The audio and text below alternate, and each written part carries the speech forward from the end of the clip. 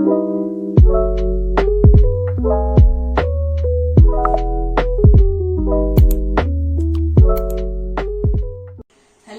everyone mayam puro kamay tawnarige mayam kujiti nong chubasina kamay tawrige jumdegi thokbasu nuaitaba ngahtang nosalaga ngahtang thoge kholuge tawbasisu din thokba yadaba mayam nong si hangdana chuna leire natra tanbada loire kamay tawdana hode isa pasu school chatkani haidana dress ka set na ready oi loiraga nong si jamam naw chu thare adu lega nong du churaga dikha phare pe upa su dum puraga tawba adu su yadre kamay te nong khakpaga nong khangkopaga tawba du kani dodi kijare angang su be me thana da ba angang din ta bani na no makha drop ta hole le phale adu ni magi school gi bag su dum leire magi na sai tiffin che happy lega sida thambani aba ina sida tiffin happy ge sida pusala thambani aba dress tung session phajana loiraga punamak tiffin ga kan tawraga adoni school se chattare ni mya ado school school budi chatre ado ngarang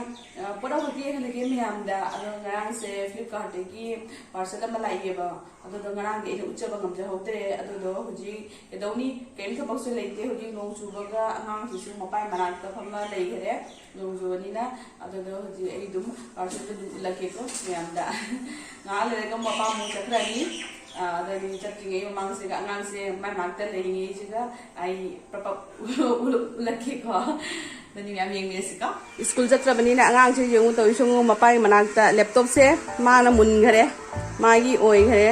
adoni mapai manakta se mapa ga ngahatang lainge se ga ipot lakpodo adudo I ulake bako doni ai ni pa se ma de camera di yawning do no mai si ikai na lo li se ji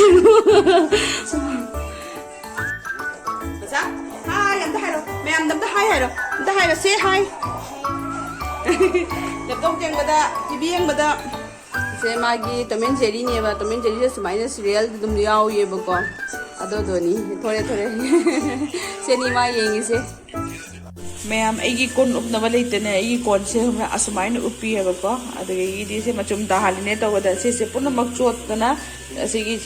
सुमाय हजी अनौब अने कोन उपनब है कोन से कनो तौनबगीने लौरे ma'am येंहलगे येंगुने ma'am online Flipkart लौबनेबको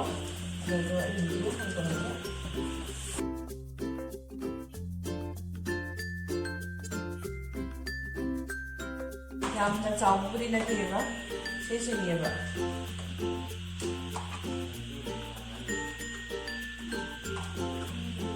sumana do ising je siga tu tajare na to adu idi isigi sing siga chenda la su jare ko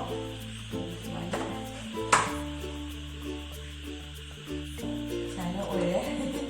dari asesini lawri se ma'am आई हुजी जुम देगी थोई नि अखोई नुपागी गाड़ी पार्किंग तब मफमदुगा मा पोचे पोरेबने अदुदुगी मथोंदा पुसलक्पा ngमरोदबा तदुगी लौबो थुइबा येंगिनसी माक्स सिगा लेरे पोचे ngada pura lae अदगी दि पार्सल मैम लाकपसु pura lai dani siga लेरे खो गाड़ी सिगा पार्किंग तोइने बा द पोचे ये पुरगे कई कई पोचे कत Amazon दगी लाकपा ngतनी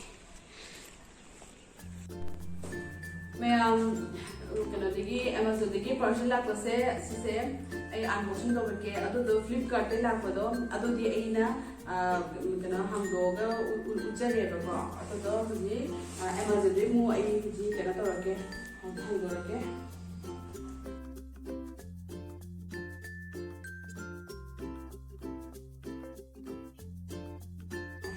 असिसे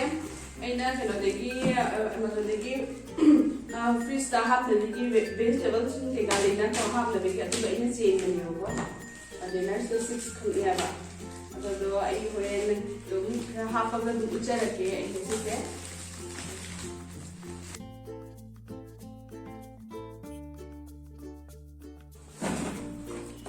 सुमाइना नेबको हापगा सिगा वेजिटेबल सिंग हापगा जा वेजिटेबल सिंग हापिंगदो तो हापन सुमाइ गदा नगैनिबा ओला दे इबे हिंगे फ्रेश ओइगनि नको अदो दोगिनि आइसु हापबि होबनि असिसेना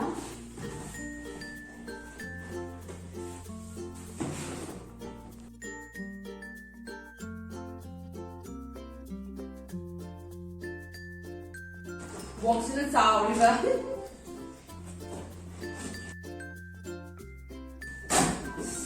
ꯂꯧꯊꯣꯛꯄꯅ ꯋꯥꯔꯤꯕ ꯌꯦꯡꯉꯨꯀꯣ ꯆꯦꯡꯒꯨꯝ ꯑꯃꯃꯨꯛ ꯌꯥꯎꯔꯝꯃꯦ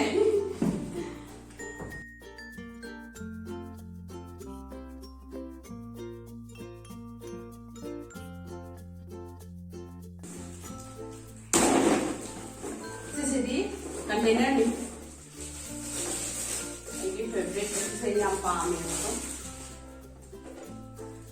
ꯁꯨꯃꯥꯏꯅ ꯇꯧꯔꯒ ꯑꯦꯌꯔ ꯇꯥꯏꯠꯁꯨ ꯑꯣꯏꯕ ꯑꯁꯤꯁꯤꯅꯤ ꯄꯣꯠꯆꯩꯁꯤꯡ ꯍꯥꯞꯄꯒ ꯑꯗꯨꯝ ꯎꯠꯆꯔꯒꯦ ꯁꯨꯃꯥꯏꯅ ꯇꯥꯏꯠ ꯑꯣꯏꯌꯦꯕ ꯌꯥꯝꯅ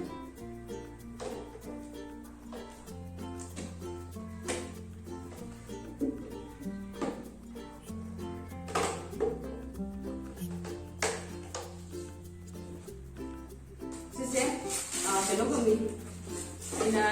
9 ꯈꯛꯅꯦꯕ ꯂꯧꯔꯤꯁꯦ ꯁꯦꯠꯁꯦ 9 ꯈꯛꯅꯦꯕ ꯁꯦꯠ 9ꯁꯦ ꯑꯣꯏꯔꯒꯗꯤ ꯑꯣꯐꯔ ꯐꯪꯕꯅꯦꯕ ꯑꯦꯃꯥꯖꯣꯟꯗꯒꯤ ꯑꯗꯨꯝ ꯌꯥꯝꯅ ꯑꯗꯨꯝ ꯀꯌꯥꯅ ꯑꯗꯨꯝ ꯈꯪꯅꯤꯡꯉꯒꯗꯤ ꯑꯩ ꯑꯗꯨꯝ ꯍꯥꯏꯖꯔꯒꯦ ꯑꯗꯨꯗꯨꯅꯤ ꯁꯨꯃꯥꯏꯅꯅꯦꯕ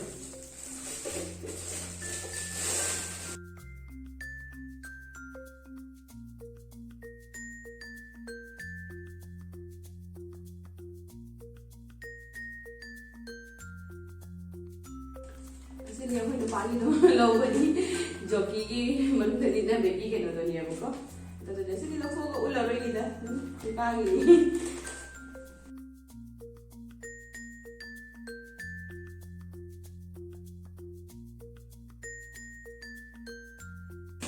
ꯑꯁꯤꯁꯤꯗꯤꯅꯦ ꯒꯥꯔꯤꯒꯤ ꯀꯚꯔꯅꯤ ꯑꯩꯈꯣꯏ ꯒꯥꯔꯤꯗꯣ ꯃꯄꯥꯟꯗ ꯊꯝꯃꯤꯗꯅꯀꯣ ꯑꯩꯈꯣꯏ ꯁꯤꯒꯤ ꯒꯦꯔꯦꯖꯁꯦ ꯐꯖꯅ ꯂꯣꯏꯁꯤꯟꯕ ꯋꯥꯗꯦꯕꯀꯣ ꯂꯣꯏꯁꯤꯟꯕ ꯋꯥꯗꯦ ꯍꯥꯏꯕꯁꯦ ꯂꯝꯕꯤꯗꯁꯨ ꯊꯟꯗꯤ ꯄꯨꯁꯜꯂꯛꯇꯣꯏꯁꯦ ꯑꯗꯨꯗ ꯈꯤꯇꯪ ꯍꯥꯏꯗꯤ ꯀꯩꯅꯣ ꯑꯣꯏꯗ꯭ꯔꯤꯕꯅꯦ ꯑꯗꯨꯅ ꯒꯥꯔꯤꯁꯦ ꯒꯦꯔꯦꯖꯇ ꯊꯝꯕ ꯌꯥꯗꯕꯅꯦ ꯑꯗꯨꯝ ꯃꯄꯥꯟꯗ ꯊꯝꯕꯗꯣ ꯂꯩꯕꯗꯣ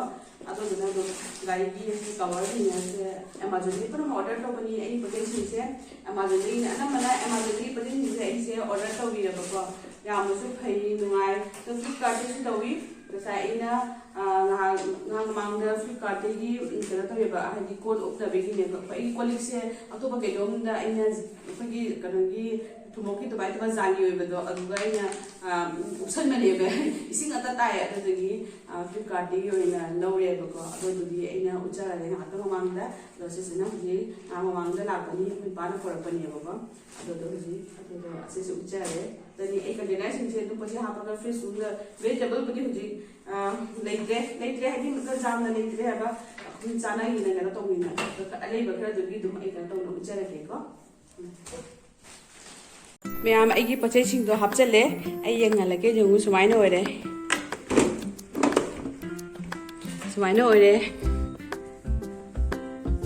ꯃꯌꯥꯝꯁꯨ ꯇ꯭ꯔꯥꯏ ꯇꯧꯕꯤꯌꯨ ꯌꯥꯝꯅꯗꯤ ꯅꯨꯡꯉꯥꯏꯕ ꯃꯑꯣꯡꯗꯤ ꯃꯥꯜꯂꯦ ꯑꯩꯒꯤꯁꯦ ꯁꯤ ꯄꯣꯠꯆꯩꯁꯤꯡꯁꯦ ꯁꯤꯒ ꯈꯤꯇꯪ ꯂꯩꯕꯁꯤꯡꯗꯣ ꯑꯩꯒꯤ ꯄꯣꯠꯆꯩꯁꯤꯡꯗꯣ ꯑꯗꯨꯗ ꯀꯟꯇꯦꯅꯔꯁꯦ 6 ꯈꯛꯇꯪꯇꯅꯦꯕ ꯌꯥꯎꯔꯤꯁꯦꯀꯣ 4 ꯌꯥꯎꯕꯁꯨ ꯂꯩ 6 ꯌꯥꯎꯕꯁꯨ ꯂꯩ ꯑꯗꯨꯗ ꯑꯩꯅ 6 ꯌꯥꯎꯕꯗꯨꯅꯦꯕ ꯁꯤꯒ ꯂꯩꯕ ꯚꯦꯖꯤꯇꯦꯕꯜꯁꯤꯡꯗꯣ ꯈꯔ ꯍꯥꯞꯆꯜꯂꯦ ꯑꯗꯨꯝ ꯀꯩꯅꯣ ꯇꯧꯔꯒ ꯑꯁꯤꯒꯅ ꯑꯗꯨꯝ ꯑꯇꯣꯞꯄ ꯈꯤꯇꯪ ꯑꯆꯧꯕ ꯚꯦꯖꯤꯇꯦꯕꯜꯁꯤꯡꯗꯣ ꯍꯥꯞꯄꯦ ꯁꯤꯕꯨꯗꯤ ꯃꯁꯥꯒꯤꯀꯣ ꯑꯗꯨꯗꯅꯤ ꯑꯩꯒꯤ ꯐꯤꯁꯁꯦ ꯁꯨꯃꯥꯏꯅꯅꯤ ꯁꯨꯃꯥꯏꯅ ꯑꯣꯏꯔꯦ ꯌꯥꯝꯅꯗꯤ ꯄꯣꯠꯆꯩꯒ ꯌꯥꯎꯕ ꯅꯠꯇꯦꯗ ꯁꯨꯃꯥꯏꯅ ꯑꯣꯏꯔꯦ ꯄꯣꯠꯆꯩꯁꯦ ꯅꯨꯡꯉꯥꯏꯔꯦ ꯃꯌꯥꯝꯁꯨ ꯑꯗꯨꯝ ꯇ꯭ꯔꯥꯏ ꯇꯧꯕꯤꯌꯨ ꯂꯧꯕꯤꯌꯨ ꯁꯤꯁꯦ ꯄꯣꯠꯆꯩꯁꯨ ꯌꯥꯝ ꯆꯜꯂꯤ ꯑꯁꯨꯃꯥꯏꯅ ꯂꯣꯡꯈꯠꯂꯒꯁꯨ ꯊꯝꯕ ꯌꯥꯏꯑꯕ ꯁꯨꯃꯥꯏꯅ ꯑꯗꯨꯝ ꯂꯣꯡꯈꯠꯂꯒꯁꯨ ꯑꯗꯨꯝ ꯊꯝꯈꯤꯕ ꯌꯥꯏꯑꯕ ꯄꯣꯠꯆꯩ ꯌꯥꯝ ꯆꯜꯂꯦꯕꯀꯣ ꯑꯗꯨꯗꯅꯤ ꯍꯧꯖꯤꯛꯀꯤꯗꯤ ꯑꯗꯨꯝ ꯀꯩꯅꯣ ꯇꯧꯕꯅꯤꯅ ꯁꯨꯃꯥꯏꯅ ꯑꯗꯨꯝ ꯊꯝꯃꯦ ꯑꯩꯅ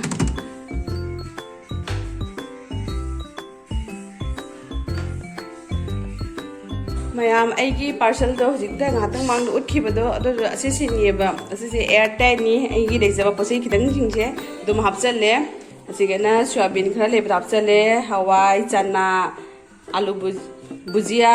ꯕꯦꯁꯟꯒꯤ ꯕꯨꯖꯤꯌꯥꯗꯣ ꯑꯁꯤꯅ ꯑꯂꯨ ꯕꯨꯖꯤꯌꯥ ꯑꯁꯤꯅ ꯕꯗꯥꯝ ꯑꯁꯤꯅ ꯑꯉꯥꯡꯒꯤ ꯕꯤꯁꯀꯤꯠꯇꯣ ꯑꯩꯅ ꯊꯨꯒꯥꯏꯔꯨꯔꯦ ꯑꯗꯣ ꯁꯤꯒ ꯑꯗꯨꯝ ꯍꯥꯞꯆꯜꯂꯦ ꯃꯥꯒꯤ ꯖꯦꯂꯤꯗꯣ ꯂꯩ ꯊꯝꯕꯗꯣ ꯑꯗꯨꯗꯣ ꯁꯤꯒ ꯑꯗꯨꯝ ꯍꯥꯞꯆꯜꯂꯦꯕꯅꯦ ꯑꯗꯨꯗꯅꯤ ꯃꯌꯥꯝ ꯑꯇꯩꯁꯨ ꯆꯦꯟꯈꯤꯅꯤ ꯑꯩꯗꯤ ꯑꯁꯤꯁꯦ ꯌꯥꯝꯅ ꯅꯨꯡꯉꯥꯏ ꯑꯁꯤꯁꯦ ꯄꯨꯔꯥ ꯑꯦꯌꯔ ꯇꯥꯏꯠꯅꯤ ꯅꯨꯡꯉꯥꯏ ꯌꯦꯡꯕꯗꯁꯨ ꯑꯗꯨꯝ ꯃꯑꯣꯡ ꯇꯥꯏ ꯑꯗꯨꯗꯤ ꯑꯁꯤꯁꯤꯅꯦ ꯑꯩ ꯄꯣꯠꯆꯩ ꯑꯗꯒꯤꯗꯤ ꯑꯩꯅ ꯐ꯭ꯂꯤꯞꯀꯥꯔꯠꯀꯤ ꯉꯔꯥꯡ ꯎꯠꯈꯤꯕ ꯁꯣꯔꯤ ꯉꯁꯥꯏ ꯎꯠꯈꯤꯕꯗꯣ ꯑꯗꯨꯗꯣ ꯁꯤꯒ ꯂꯩꯔꯦ ꯁꯤꯒ ꯀꯣꯟꯗ ꯎꯞꯁꯜꯂꯦꯕ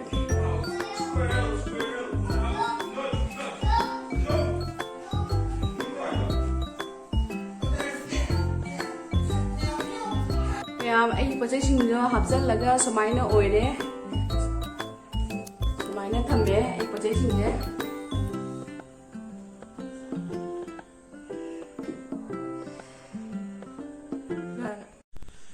मैं हुजिति संदा ओइसलबनिना संदागी केनोम सुचानिनी अदो केनोम मचागे न तोबिनी अदो मपाना थोगा चारुसी हाबसु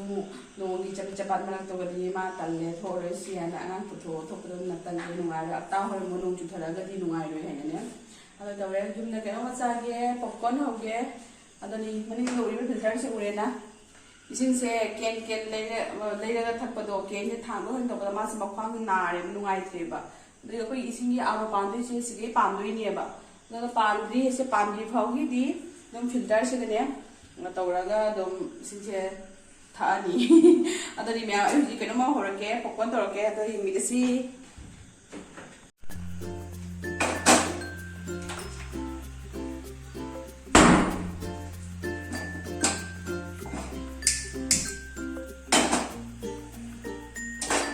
से दम हांगदा पॉपकॉर्न होदोइनी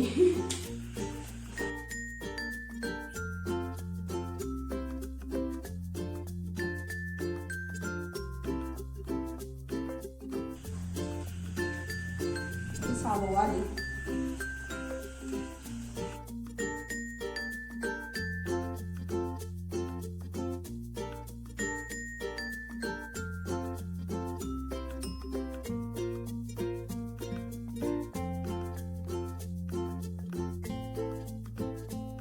मैं इसी गने थुम खितंग हापसनगरी ओइने इचम चमबदुनि नुंगाइते थुम खितंग हापगदिने महाव थुइए बने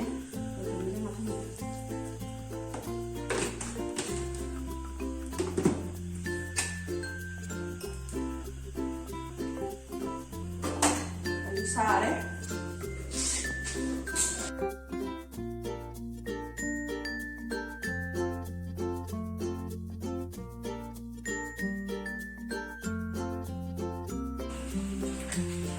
सारे हंडे तौरे नंग पोखाई का वाली नंग पोखाई रगने अदरी ने लो फ्लेम दा तौरी ने पोखाई रखी मम्मी हां एप्पी ने एप्पल है बाबा ये पोखाई को हो रे बाबा तो हो जिंगे मैं से खादानी या हुजी खितंग खरा पोखाइरक्पा हौरे मई से लो फ्लेम दनेबको अदु लेगा पुरा पोखाइरकनेबा मतोंता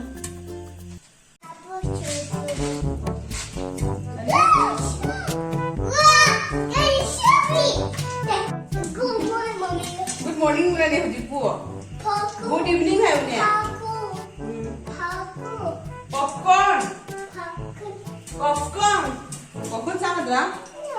No. Why? Saan yan? Ano dum? Pako dum. Kaya marami Is angang hindi mobile jangan nganu ko ay haidari mayam da angang mobile jangan nganu mobile jangan dine angang se moron ngang mani dunia da ngang na da moron ngang mani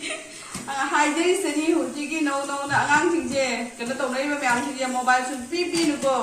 mobile पीरबा लोयरे करी मथक त सोरी करी पम्मे करी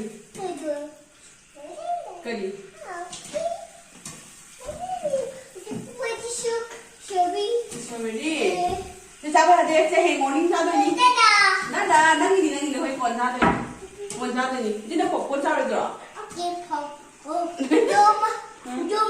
Dầm à? Một được tôi phục quân sao rồi đấy? Không có hay nhé? Cartoon box sama ko ubo yata ba? Sorry mami. Padana haro. Tommy Brock? Dum. Nang house lo do. Tugai thoro.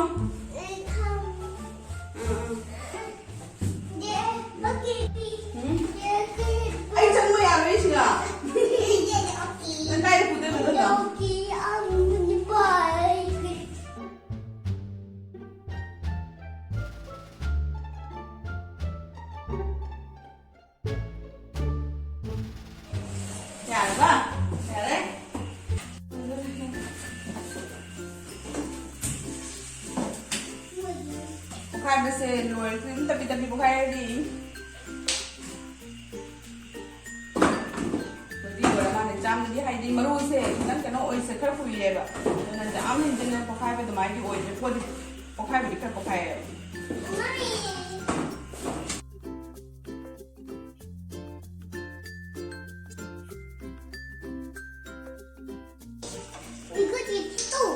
nó cũng có cái đó thật ra nó không đến không mua bác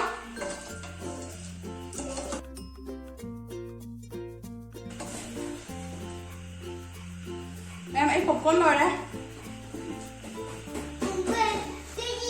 em gì tấn hấp cái này thùng tấn hấp cái này máy tôi là gì đấy cháo cái ấm hào uy nằm nhiều bên này có à rồi máy nó vậy đấy rồi đi dùng da homemade popcorn tôi sẽ dùng ý chăn ba chân tôi sẽ dùng món đồ popcorn cái này và popcorn chứ hot rồi đó baba nó máy nó sao rồi đó nắng how bro phải hay là how bro how nó phải mà nó plate em đã khi tăng pi cái tụi mày đi tụi mày sao bây giờ đi phải tao vậy đi mà mày đang đi còn tụi anh này plate em đã pi cái có pi cái có thế thì yam ấy không cái mà nó đi plate em đã cái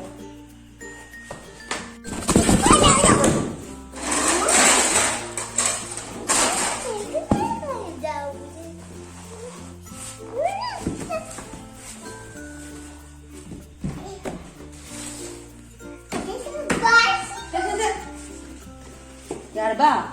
Baby. Baby की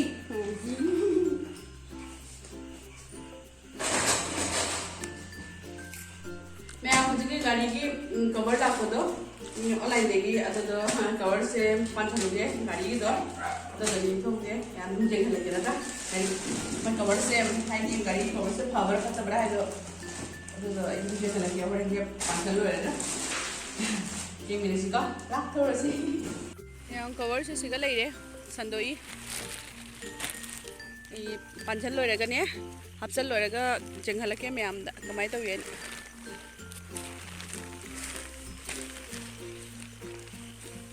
myam cover se sumaina panna loire mai sumaina pan loire cover se di yamna pharameba ko asigi makha sigi ne cover se paithokta na begi ne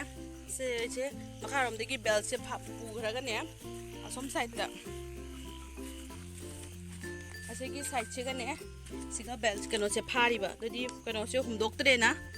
gari gi mathaki cover se dong si silak pada ado doni sumai no ore meam do ningwan hina dum nungthang doina kapa ga uchare ni meam gari gi cover do